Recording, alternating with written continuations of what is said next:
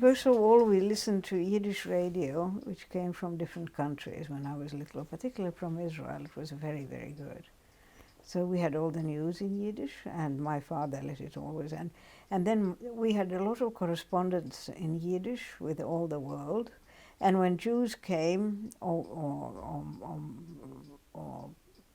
wanted something, always Yiddish was always spoken. For instance, there was a captain with the first ship that came to Turku with grapefruit, Jews. It was Jews in those days. Tins of, you would say, cans of grapefruit juice. And of course, my father went to the harbor and took me with him. And I was in his lap, and the captain, who had children probably my own age, was so delighted that he invited my father to the ship and gave him lots of cans of grapefruit juice, which was not at all something that you used for your everyday morning meals. It simply didn't exist yet. It was after the war. And they spoke Yiddish because he came, I think he came from Chernovich, he said. I still remember after 70 years.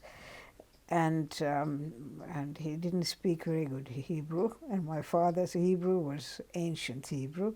So they spoke Yiddish.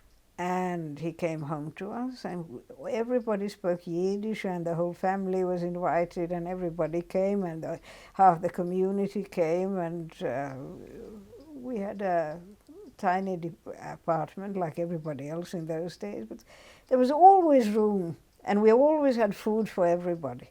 And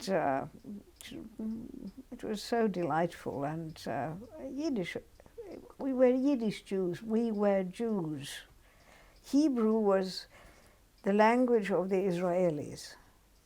But we as Jews in Europe, Ashkenazi Jews with Eastern European descendants, we were Yiddish Jews. And I was brought up as a Yiddish Jew. I speak Hebrew, of course, but it's not really my language. It's a foreign language to me. And it's not because I don't know, but I don't feel the same thing. My emotions are in Yiddish. And many times I still wake up that I must have dreamt something in Yiddish. I can't remember what it was, but I just have the tam, the Yiddish tam. And so I must have dreamt something, probably from my childhood.